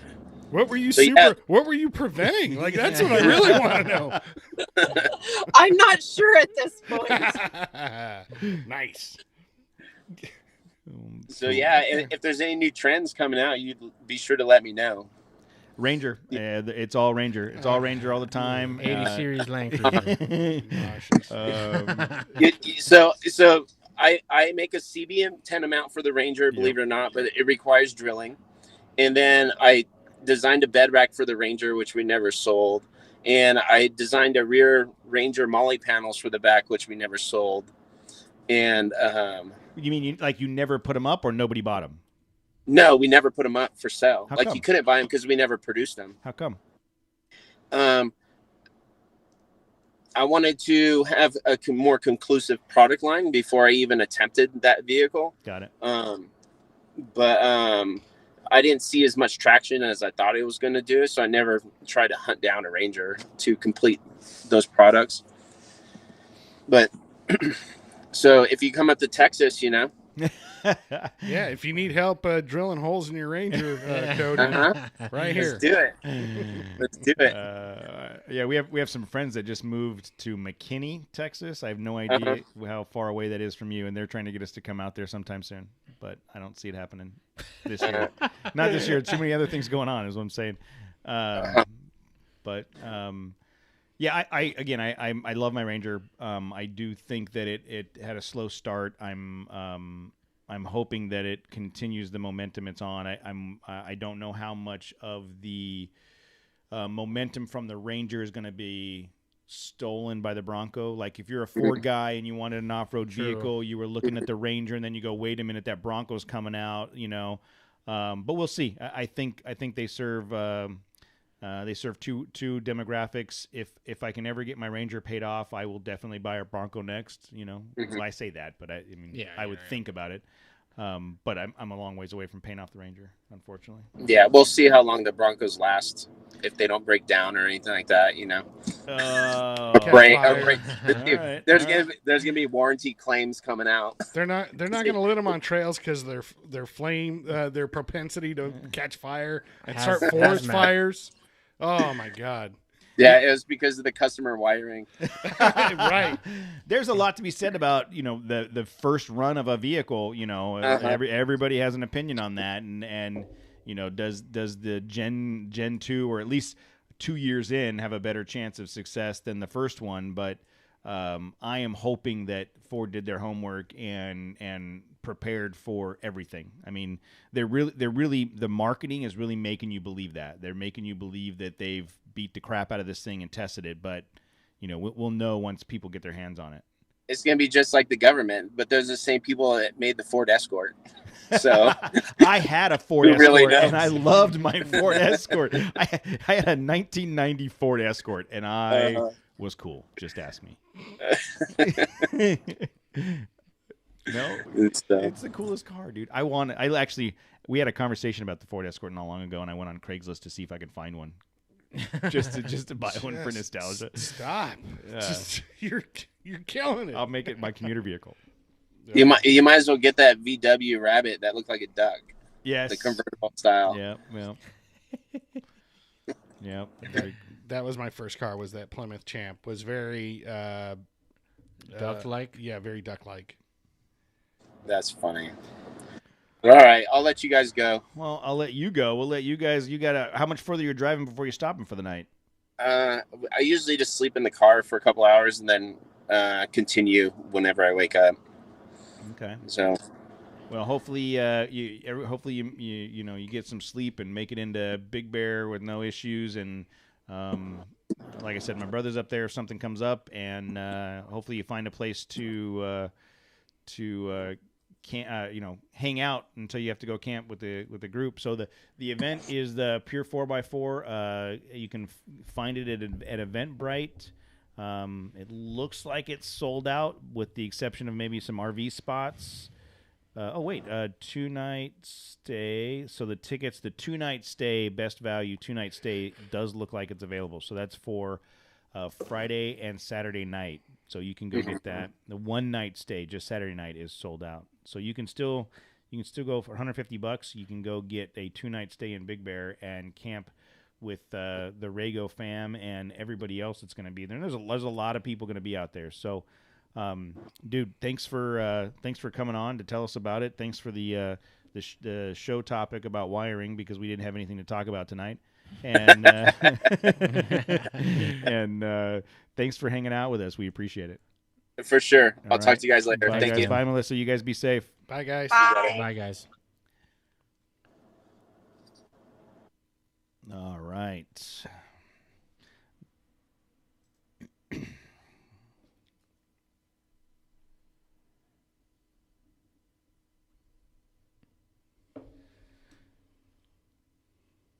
All right. Well, thanks to Mario and Melissa for joining. That was cool. Like I said, I thought it was going to be a 15-minute conversation and ended up being an hour-long talk, but super, super good to catch up with them. It's been a long time. It has been a couple of years, I want to say. Has it Right? really been that long? I don't think. Maybe. I mean, it's been a while, but I feel like we haven't interacted with anybody but ourselves in a while. I was going to say, hey, do you guys recognize me? I have a beard now. So it's been a long time since you guys. I'm trying. Jose's trying. Hey, Jose's on the show. Like, I don't know how long it's been. Hey, here's Jose. He's here. Nissan Frontier pricing. Yeah, I was going to say I would like to make an announcement. I'd like to congratulate Jose on finally joining the Trident of three-headed something, huh? the three-tip Trident of death. With that Frontier coming out today, I mean, did you put the order in? You put the order in, right? No, I have not. What are you talking about? It's he's not going to do it. $38,000 for that Frontier. How much? For the Pro 4X? 38 for the 38. Pro 4X. They're not including destination charge of $1,200. Hey, hey. Okay, look, Look, it's still which is 20,000 less than a because Gladiator. isn't it made here? Like where are they You're destinating negative from? as shit. I don't like this. I expected to have a receipt already, like a complete build of everything. I don't know. How do you go about that? Like, do you like this new Frontier that's coming out? Like, can you go and like buy it, like order it already? Somebody in I think the chat room said, or maybe it was Adam. On Instagram was saying that they tried to go in and build in price, and it's not available yet. No, you can't build in price yet. Yeah. But, if you went to the dealership right down the street from your house. It is right there. You'd probably walk in there and go, hey, what are my Frontier? What are my Frontier options, sir? Well, and then they'll treat you like royalty. You're like, oh Probably. my God, if someone wants to buy Frontier. Jose's already set up to get updates on the Frontier. I know that because I signed him up. I got subscribed to updates. Look, guys, I have about $10,000 to drop right now. Can you guys build me a Frontier or not? Yep. Dude, they'll do it. They'll write it down on a piece of notepad paper. Yeah. We're sending this right into Tennessee or wherever they're putting them together. It is For Tennessee. sure. It is Tennessee. Yeah, no, I know. I own a Nissan. But as far as that price point, come on, it's definitely and it's not. They're going to mark that shit up. It's going to end up being around. That's the problem. 42. Whatever. Well, That's still the below. fully loaded one that everyone's been like touting on Is on 44. YouTube, it's 44 grand. I mean, but that's for a fully still, loaded. Yeah, that's the Tacoma was 45, 46 grand 4 years ago. Yeah, exactly. You know what I mean? We and Jose and I during one of our breaks at work, we're looking at a website. we're looking at a website and no joke, we started doing some pricing. No joke. Right now, with this pricing release, right now the best bang for buck is the Ford Ranger. You can still get the Ford Ranger for under 40 with the FX4 package. Then this one comes in solid next at 40, 42 for the Pro 4X. But I wouldn't want leather interior. Yeah, I'm indifferent. Yeah. Whatever. And then I guess if it was already ready to go on the Yeah, I lot guess and it so, had yeah. the leather, I'd be like, all Yeah, right, yeah, I'll fuck pay that it. extra grand, Yeah. whatever. But if you were putting it together and Yeah. it was like $1,500 or $1,000 Yeah, for leather, no. I don't need it. No, I don't need it. Sure. But yeah, you're right. If it's on the lot already Yeah. and it has it, All right, I'll pay for it. Yes. So again, bang for your buck. It's dude, they're doing it. it came in They're way making a less run. than I thought it was going to be. Consider And my suggestion is, in 6 months, it ain't going to be 40. exactly. In 6, You wait, don't think so? No. It's gonna be higher? Yeah, Yeah. 100%. Yeah. I think 'Cause if the- the 'cause- initial wave, like, all right, if you guys want to support us, we'll give it to you at this price. And Yeah, we're but- talking the Pro 4X model. Yeah. That SV and the lower end models, you're still getting that nice looking truck. Under 40. What, for 29 or whatever, you know, and people are going to snap those up. Not everybody's looking to go four-wheeling and looking for the top-notch stuff. They're just looking at how good that truck looks. What do I got to do to get that truck? I don't care about the accoutrement. Just get me in that truck, and I'll put a lift, or they'll do their stuff. Just like Tacomas, you still see that stuff. I make you a deal. You go buy one, I'll go buy one. I mean, I already have the color spec out. It's that Baja Storm color. We'll that do all tan four. color. We'll turn the Trident Wow. into a pitchfork. I don't even know what that is. It's like the quadrant pitchfork. or The something. four pitchfork. Why are you doing that with your hands? Like, what's happening there? That's And, one finger for each of us. And That's what you were doing right you and I will just smoke Matt and Casey the whole time and make them jealous. man. I mean, I guess we'd have to bow down to you guys, Yes. I mean, it's gotten like rave reviews. Like they're saying, like, yeah, it was worth the wait. This is exactly what it needed. It's competing with the Tacoma off road. Oh, they're saying it's past everything I read through Yeah, different like Motor seating, Trend yeah, and whatever seating it was. is better. Like It's past the Tacoma. It's as far as comfort and things like that. even they're- the screen, like the Apple CarPlay. And I'll being completely honest, like if Matt and Casey didn't have a Frontier and Yeah. this truck came out, I'd be like, man, it's a good looking truck, but Yeah. it's a Nissan. Like, who knows anything? Why would you buy a Nissan? After watching him beat the shit Yeah, out dude, of that that's Frontier, like the biggest selling for the point. last 2 years, I'm like, dude, it's a fucking Nissan. You need to get one of those. Oh, bro, my wife has a Nissan Versa. She bought brand new in 2011. All we've ever done is just brakes and oil change, and that thing runs great. no, And fluids, but I'm just Yeah, saying, like, yeah. it runs, dude. It runs as good as it did brand new. everything's word of mouth. Everything is, people go on the internet and you kind of get pigeonholed. I don't want to say pigeonholed, but when I bought the Frontier, I did some deep research because it was, I don't have a game, I'm not loyal to any brand. Yeah. I'm just looking for bang for your buck because I'm going to beat this thing because I know me. You saw my old dirt bike. I'm surprised my sister is still around. To be honest with you, I mean, she needs to be. She don't walk around very good anymore. She's not as mobile as she used to be. But yeah, her back's going out. But I certainly did my research and everything. And again, to me, like from where my history with Toyotas and Nissans or Datsuns even is they were equivalent back in the day. Yeah, I don't know what the only this- thing that made Toyota better in the 80s is Iron Man, Yeah. Ivan Stewart won a bunch of championships, with the trophy trucks and all that stuff. But when seeing those trucks side by side, the hard bodies against the old Toyotas, they were like Same, equal. yeah, yeah. There was Yeah. nothing. There was no standout, and so that just kind of Toyota carried on and did a good Yes. job of formulating Marketing. that. They I marketed would say better. that's the difference. Yeah. That's at some And point. we've said that. Yeah, a number at some of point, times. Toyota went, we're going to be badass. And Nissan was like, we're comfortable with being a fleet vehicle in a Gardner truck. Like, it's Yeah. like that's. Yeah, here though, but in other parts Yeah, of the world, they I'm- make I'm- great. Like I'm just yeah. saying. I'm just saying. At some point, Nissan was okay with that. Yeah, I don't- And so they got pigeonholed because they allowed themselves to be seen as that kind of vehicle. This is their is like, their, okay, yeah. we're coming back, right? I mean, I honestly, And going back to the 90s, the Nissans and the Toyotas, I had buddies that had the Toyota truck and the Nissan. I always liked the Nissan better. The Toyota, there was a period where everything was super rounded and bulbous, and like I didn't like it as much. The Nissan was still square and rigid, and and I always liked that style better. Yeah. But I think this new truck is going to, as long as it's stable and solid, it's going to be a home run. It has the looks, it's got the flash. That'll sell. It just has to be like every other Nissan or at least, my comprehension of what a Nissan is. It's a very solid, well-built truck. So if it does all that, it'll be hotcakes. I think they'll be selling them pretty quick. I'm not saying it's gonna shut the door. Toyota people are like Jeep people. Yeah, 100%.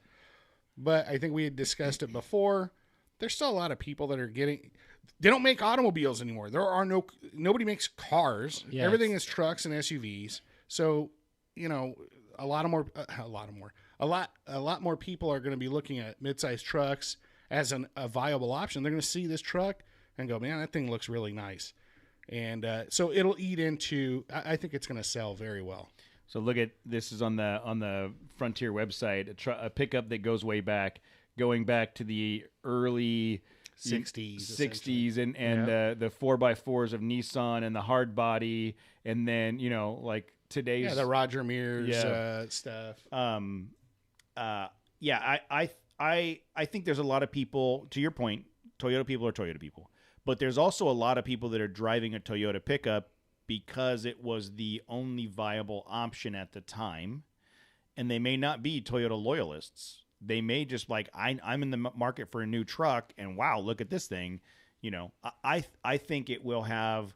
I think this truck will put a dent in all of the brands. So. I think so. Yeah, it's getting a lot of attention, and considering it has the same platform as the truck Matt has. A lot of aftermarket parts that were probably shelved are going to come off the shelf again because this new one, the parts are going to fit. That's the only thing that would hold this back. If the aftermarket does not embrace this truck and provide... Well, what's embraced? Like, is the Colorado embraced? No. Is the Ranger embraced?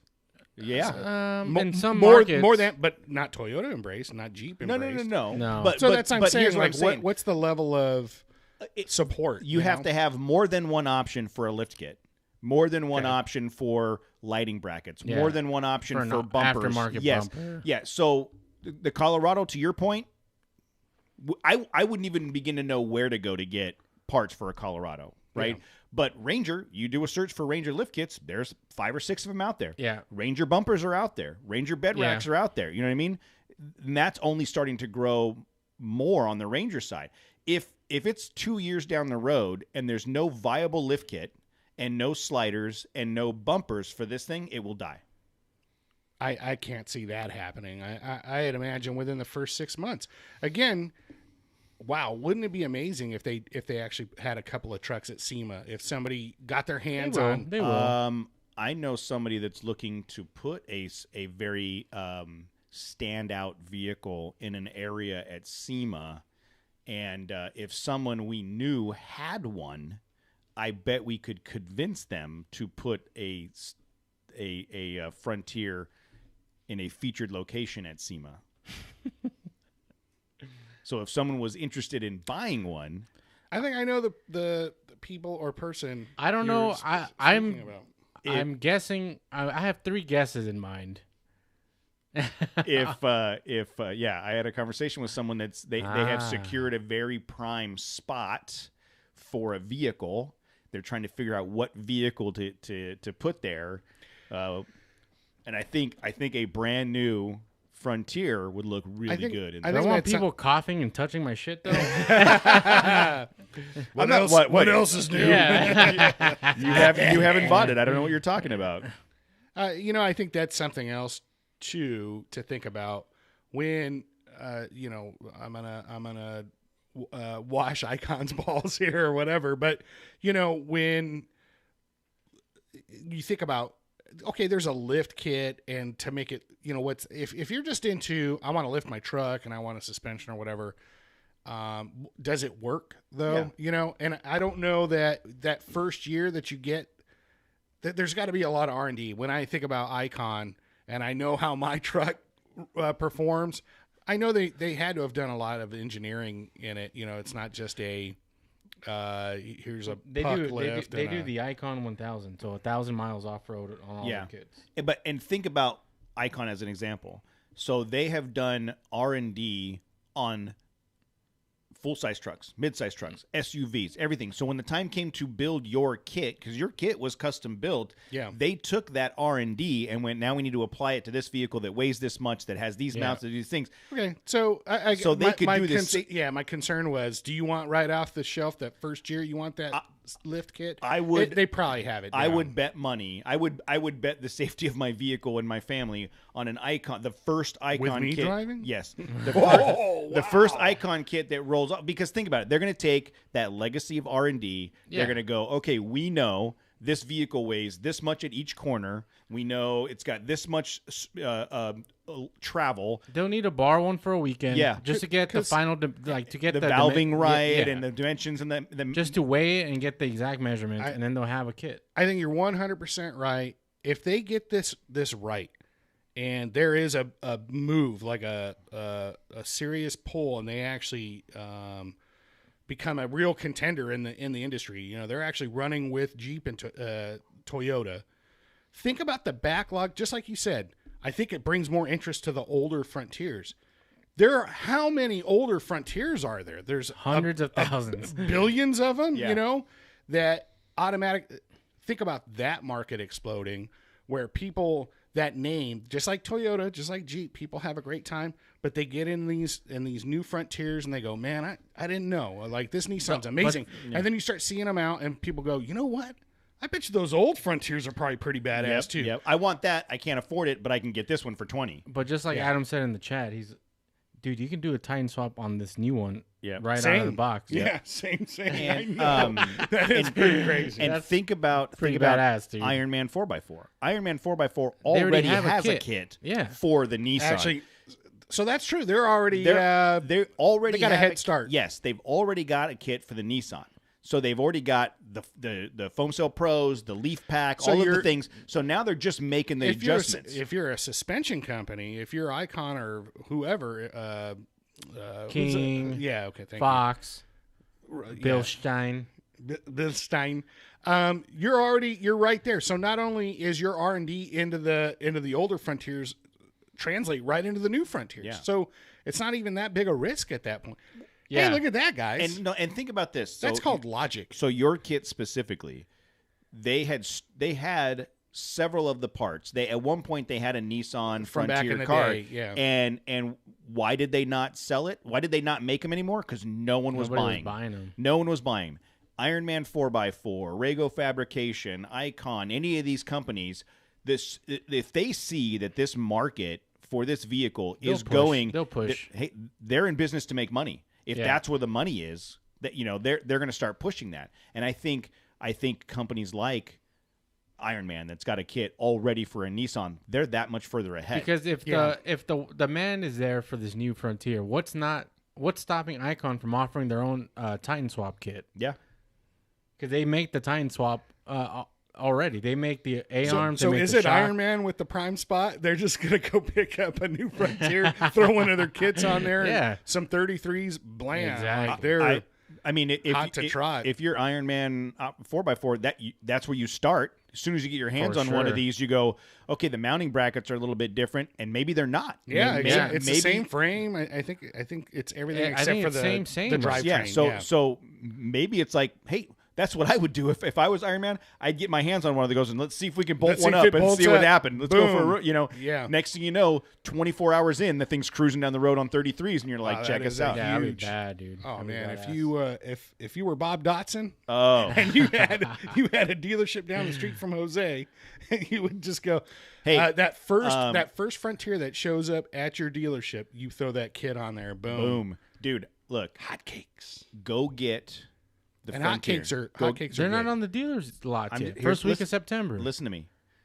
I happen to know someone that has a Ironman 4x4 kit that hasn't Ready been to go. That hasn't been I installed. have half of it. That hasn't been installed, right? I'm pretty sure we can convince him to not install it I don't on think his so. That's gonna be a Nissan hard sell, Frontier dude. and then put it on your Frontier for the show. Dude, we'd be huge mega YouTube stars. Like Yes. the first lifted, lifted Frontier. Or here's the thing. Go get the Frontier. I know where Casey lives. He parks the thing outside. The next day, strip it. we put the new factory suspension on his truck and take the Iron Man and put it on your truck. He won't even know He the won't difference. even know the difference. It'd probably be riding so much He'd better. be like, wow, He'd this still is be really happy. nice. Yeah. I am super excited about this truck. I think it's gonna go. I think it's gonna do well. I think it's do really well too. With that price point, my concern is if you don't pull the trigger on it in the first wave, that price is going to ratchet up. You think so? Like, do. Yeah, probably. I think if you went in there right now and said, "Hey, I really like this truck. What do I got to do to buy one at that price?" Like, Yeah. boom, you want to Yep. sell it for $39? I'll buy it for $39 right now. Yep. Let's build it. I'll put my down on. You know, I just Yeah. want the first one that first Yep. batch. And then you're golden. I already know what color I want. Yeah, 6 Which months one? from now, That 50K. desert color one, that Baja Storm, Oh, the tan looking yeah. one. But they have the green. They have like all the Tacoma colors. If you got a red the one, Tacoma color. if you got a red one, it'd be the red, white, and blue Trident. We could it could be a like I tan. texted you guys earlier. We could form the Trident Voltron. Yeah. Yeah, oh god, something happened with my phone, and like I wasn't getting messages. Like the data had dropped out, so I restarted my phone because I was like, man, it's kind of. I tried to send a text message. Is that what it was? And it didn't work. So I restarted my phone. All of a sudden, all the Voltron Trident nonsense from Matt just starts pouring in. Where did you find out where the colors are and everything? Where'd you see that? Well, I've been watching all the videos that have been dropping, but I'm sure it's on the website. That's your sales point too. When you go in there, like I'll buy it for your ass or MSRP, not even having driven it. Yeah. You know that you don't mark it up. You know, I'll just buy it right out the gate, and that sounds like a good sale to me. That sounds like this guy's willing to just pay whatever without it even seeing it. What a dumbass. Yeah. We could sell this guy a cardboard box with a motor in it. A Ridgeline? Yeah. You know what's crazy? I really don't want to change the subject, but with the articles that I read today, I keep reading these positive reviews of the Ridgeline. I told can't. you. We Why? saw one today on the road. I tried to convince him to buy one. No, but No. right? I mean, I have not read one negative thing, not one utterance of dude, negativity. they have more payload than all the mid-sized trucks. They're like at 16, almost 1,700 pounds payload. Yeah, you know, I don't even give a shit about payload and towing capacity and all that stuff. Yeah, I don't care about towing capacity. That truck just looks so awkward. Whatever. That's it. I'm getting a Ridgeline just to blow you guys out of the water. Just to be that's like, that's like just to something what? that's what you would do. You would buy it. You wouldn't blow. I mean, I don't know what you'd blow, but you would certainly buy a Honda just to spite people. Do it. Let's go talk for the next hour about how awesome Ridgelines are. But you should honestly at this point, Jose, I think that was like a big domino to fall. Was like that price the point. pricing was going to be, if it It's was like like, 45, dude, starting at 45, I would be like, Yeah. nah, dude, at that Yeah. point. 45 ain't getting you shit. You can't even get a used, Tacoma, or decent Tacoma at 45. Yeah, dude, I drive by the Toyota dealership, John Elway, on the way home, and then they have like used Tacomas for like 48. Yeah. It's like, damn, dude. That's what I'm saying. When this thing hits the lot, it's going to be 38 plus whatever markup, right? Because they want to get some sold. But the minute the inventory starts to drop and the hype goes up, they're going to go like 45, 47, 48 because you know what? They can get it. They're going to get. Think about the conversation we just had about the Gladiator. Who's paying $65,000 for this truck? I don't know because they're all over the place though. Somebody's buying them. Someone's buying I'm it. just saying at first they came out. They were having a tough Yeah, sell. they did the opposite. They came out and went, we're $65,000, and they held strong and waited for people to catch up. Nissan is going, the first hit's free, right? That's how they're selling. Well, they have to. They don't have the Jeep. They don't have Jeepers, they just have me and Casey, like, and I just paid off my truck. I can't just go buy another truck. But yeah, they took advantage, or they knew that wave, that investment was coming. Nissan can't do that. They got to come out with value, and they need to put a foothold in the market. And I think they've done it, dude. For that price point for a Pro 4X, man, I'm thinking about it. To be honest with you. Again, awesome truck, Jose. Do it. Even get you don't have to get the red one. If I get one, I'm gonna get that tan colored one. Okay. What color did you get? If you got one, I haven't seen the colors yet. I'm looking at a picture that just shows white, forest green, blue, and red. But obviously, let's see here. Obviously, they have the gray one that you keep seeing, and I'm sure it'll be black. They're all kind of the matted, colors. Yeah, but this doesn't show the tan, and it doesn't show the. That blue one's nice. Would you have? Whoa. So I didn't want to watch a video.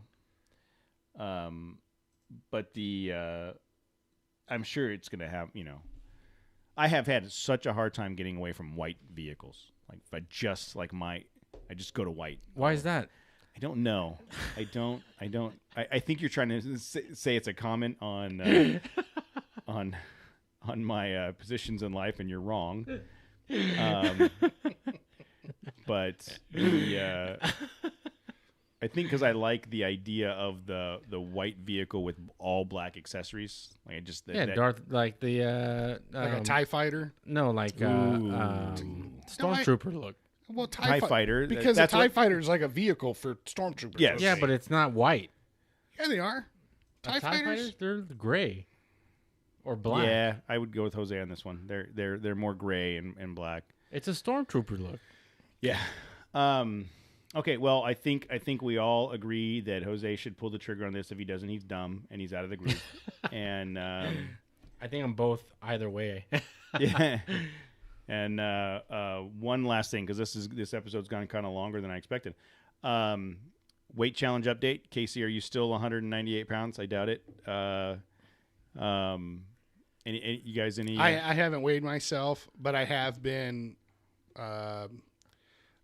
mindful of what I've been eating. Like I got those breakfast Slim Fast shakes, Yep. So I think they're messing me up. And cut out soda. I did have a can of soda. Wow.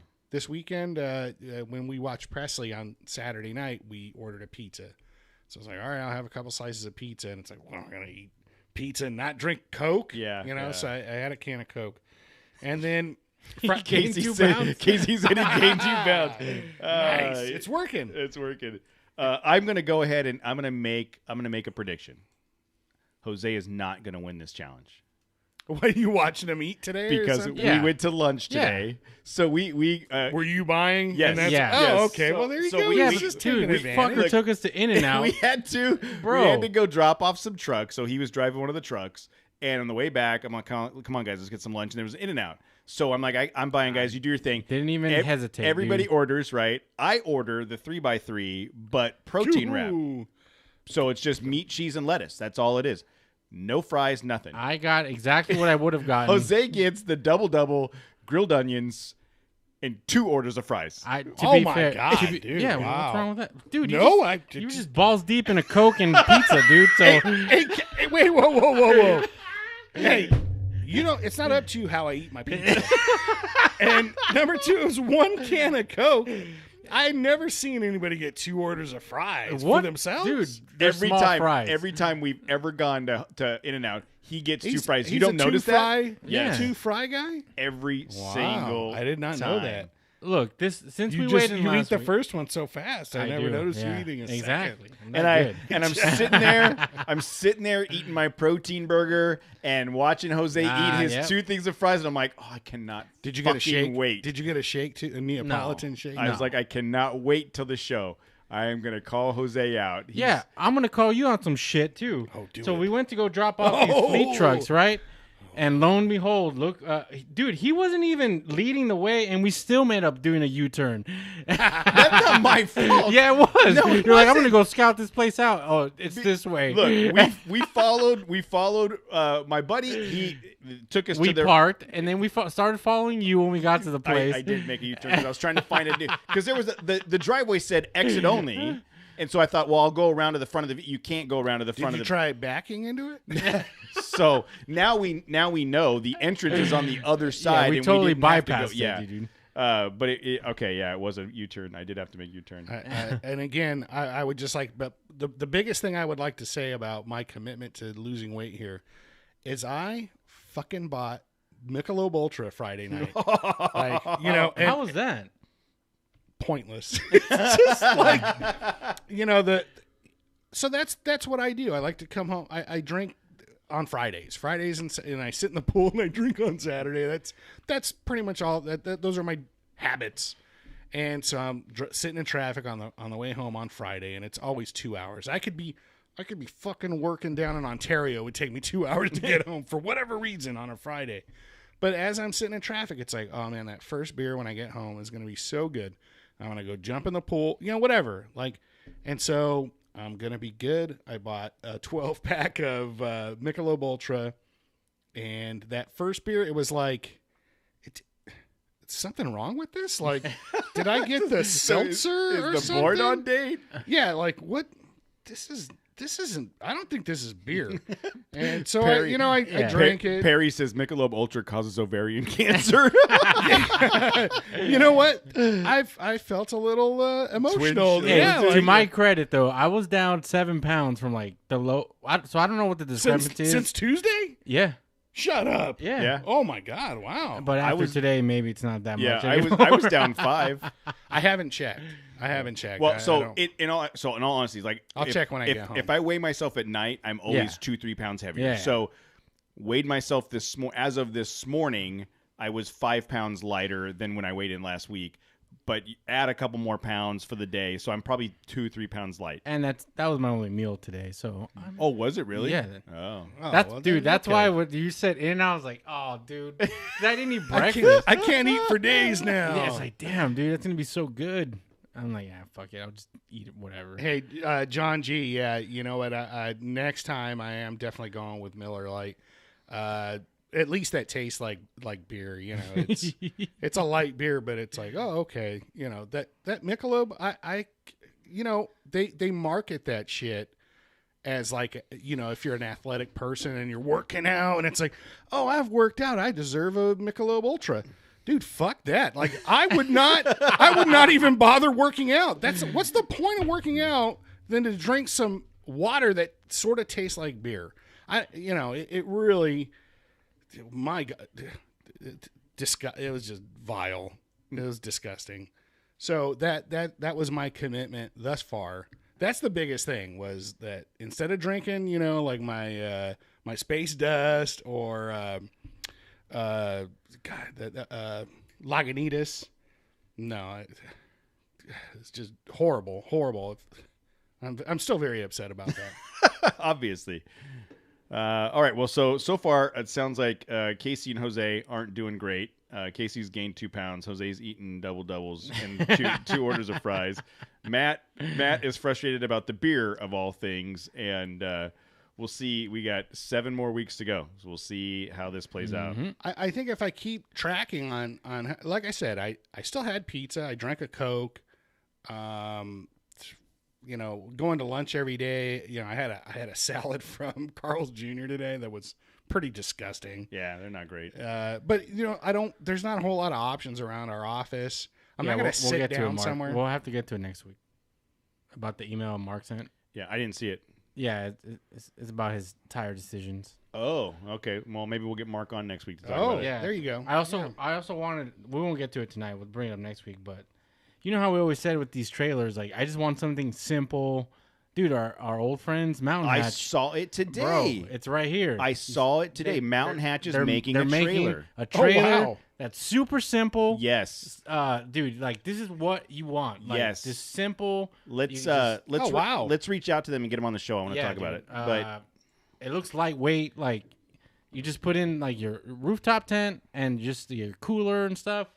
Like just what you need, right? And it seems like it's very, I don't want to say nimble, but you could get over some. Oh yeah, some yeah, because terrain. it's small. Certainly. It's not built like to carry Overdone. everything. Yeah, it's not overdone. It's very minimalist, like as minimalist as you can get, and it looks pretty badass, dude. All right. So Mark, be ready to come on the show next week. I'll send you a link. We can talk about your tires because I did talk to Paul this week about his tires, and he said just let him know he's ready to go. oh okay, The only question right now is inventory. Right now, Paul's inventory is super down. is it really? Yeah, he just said they're constantly trying to update inventory, and Oh damn. tires are flying. And then we can go from there. And then I'll reach out to the Mountain Hatch guys and Okay. and see about getting them on the show in the next couple weeks. Duty driven, you good for show next week? That sounds like a good topic to talk about. Yeah, And I want to see what he's debating Yeah, over where the he's at. 35s and 37s. hey, look, dude, you brought it up, bro. You don't come on the show and start saying I want to talk about this stuff, and then not be expected to get called out on it. So be prepared. Tell Abby you're there. Casey says everybody's tire inventory down, just like everything else in the world, dude. Trying to get stuff across the ocean and all that stuff. Yep. All right, so thanks to Mario for joining us. Thanks to you guys for being on the chat room. It's always one of my favorite parts of the night, and we'll give you updates on Jose's Nissan purchase, and then we'll get something